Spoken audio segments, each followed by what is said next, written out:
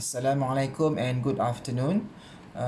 For this week, we're going to discuss topic on socialization and school culture. So, as our chapter number 5, and we're going to define what is actually socialization. So, socialization is actually a transmission process which either formal and informal knowledge or skills is transmitted in either the same or a different generation from one to another. So education institution is actually a social structure which its role is actually to transmit knowledge and skills, especially at school we have teaching and learning in a formal way that the children go to school to learn about the role, the status, the value, and that they have in their own society.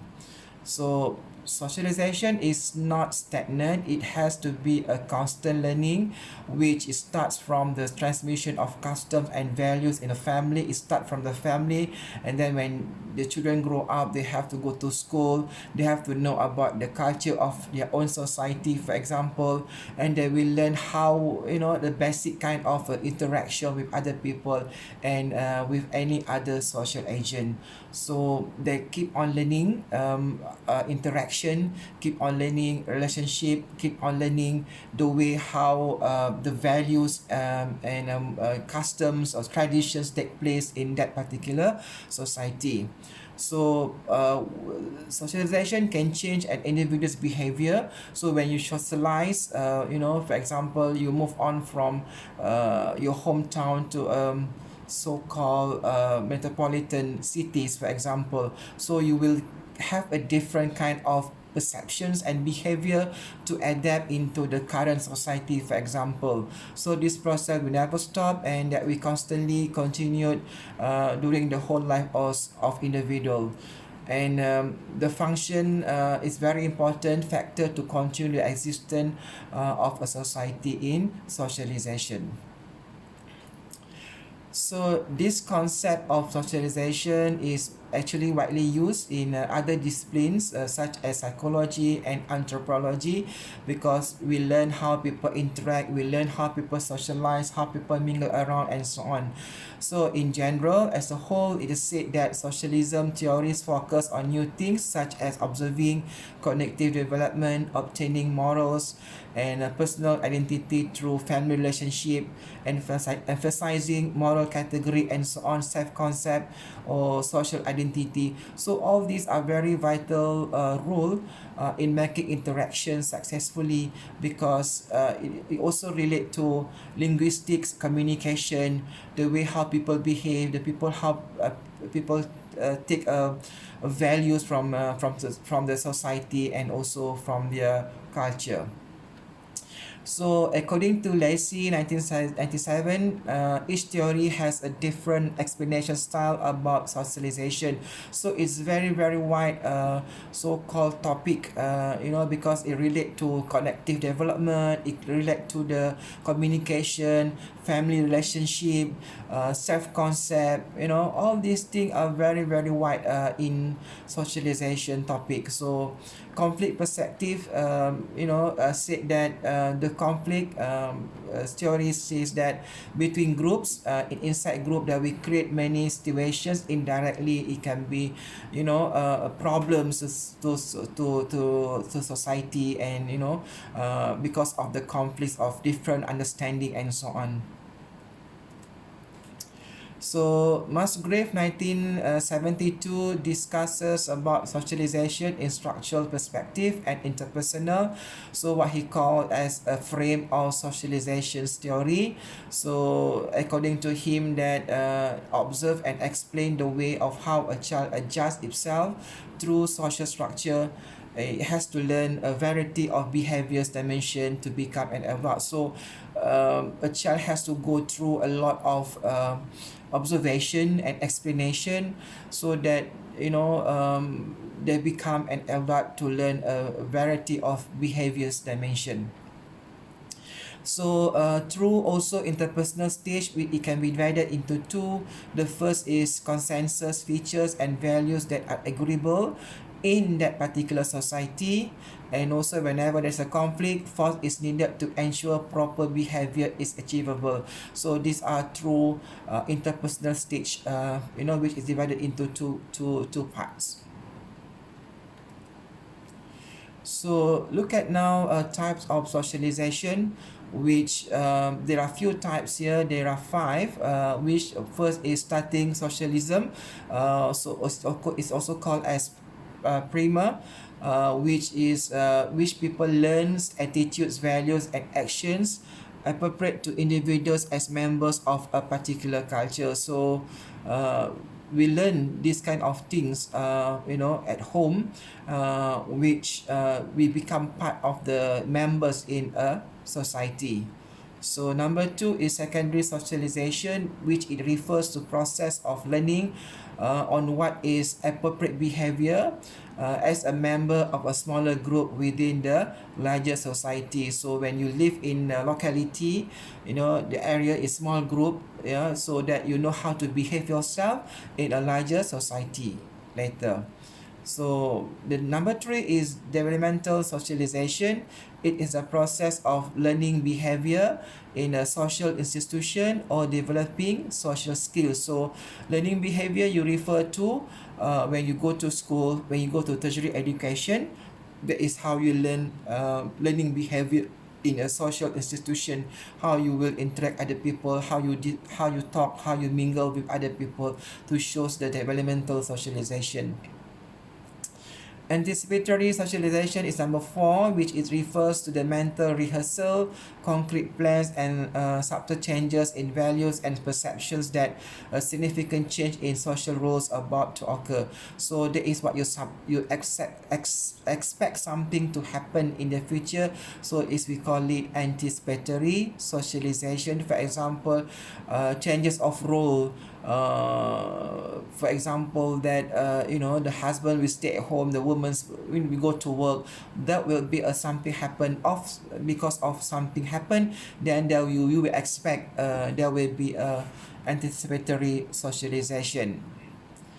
Number five is re-socialization, which refers to the process of discarding former behavior patterns. For example, the old kind of behavior patterns were actually wrong, and then you have this person need to learn, need to re-socialize, and to accept a new ones, new norms, new tradition, new custom as part of transition in one's life. So it occurs throughout the human life cycle.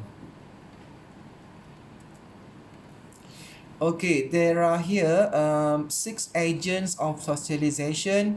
So it's very simple to explain about this, because family, as you know, they are the first agent that it determines one attitude towards religion and career, introduce intimate relationship. You are together with your family. Now we have COVID-19, so you stay at home together with the family, and you pray together, for example. All these things, because the family will teach you how to behave once you go outside there.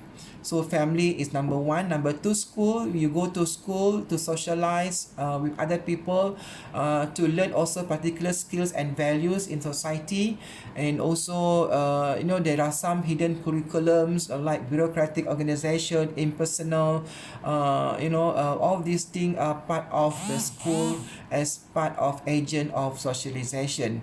So number three, peer groups. Even at school, in classmate, for example, they are together, they make friends of their own choosing and learn about adult socialization. So it's a peer group also is number three as part of agent. So mass media, now we have a lot of social medias online. We have WhatsApp groups, we have Facebook, Instagram, TV.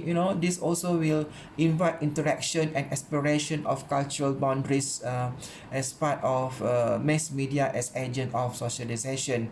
And number five, workplace. You go to office, you work together, you as a teamwork, you share your cultures, you know. Then you also have after work socialization, like playing badminton together, having dinner. You follow rules and order. These are also part of a workplace as agent of socialization. The last but not least, in religion, when you go to, you know, to temples, for example, you go to the to mosque, church, all these places, you meet people.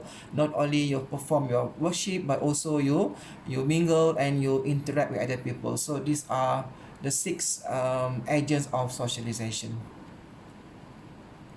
So these are significant of socialization in education is actually number one, to study how education can be used to help individuals and society, and number two, also to understand what are similarities and differences in education, and to give a clear picture to all parties, that mean we understand each other, to help educators to understand other cultures, you know, because when you have students, you have different kind of culture or background, and also to have educators to have a balance of knowledge about human beings. Teachers not only teach, but also they should be able to understand about human people around them, and to strengthen educators concept and skill dealing with student as well, to tolerate in interaction, you give and take, yeah, and to understand student perception towards future and social mobility, and last but not least, actually to enable educators to have the skills of interpreting research outcomes and statistics data, and start to do a research, yeah. So these are actually the importance, how significance of socialization in education. Okay, we move on to school culture. So, according to Deal and Peterson, 1993, they mentioned that that is an inner reality. And Robin and Alvey, 1995, the inner reality reflects what organizational members care about, what they are willing to spend time doing, what and how they celebrate, and what they talk about. So these are actually, you can say, as a members of the organization, you know, they work together, they spend time together, you know, this they celebrate when they, you know, are successful doing something, and what they talk about, this I will call as a school culture. Gary Phillips, 1993, mentioned the beliefs, attitudes, and behaviors.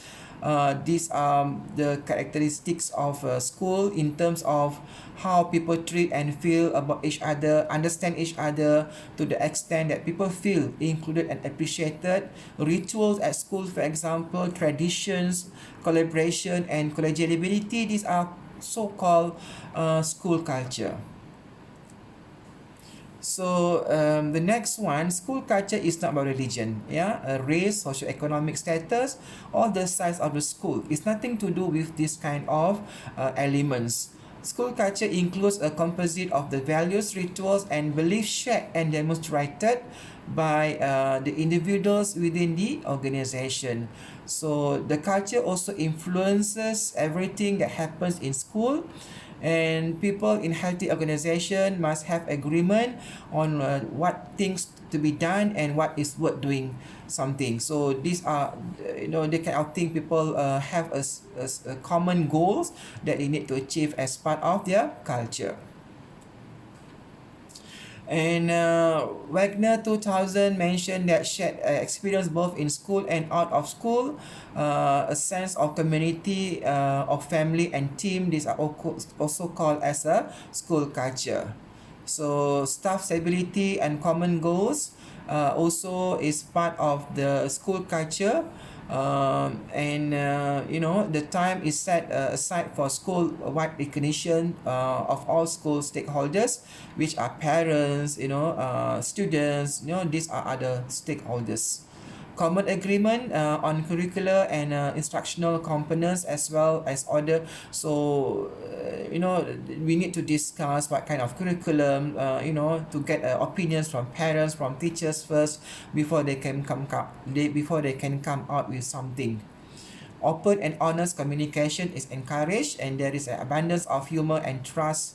You know, tangible support from the leadership of the school and district levels is also important. So this is the significance of school culture, making decision about the curriculum, what should be taught and how it should be taught. They also need to make decision about instructional methodology, and finally test taking skill, which place considerable time and attention on test taking skills. So however, often shortfall to attain expected result, overwork, student achievement, staff satisfaction, parent engagement, community support, that also need to be take into consideration. Yeah, the culture of learning community is toxic no matter what improvement initiative is implemented. So it's very important that we need to discard this kind of toxic people in the school.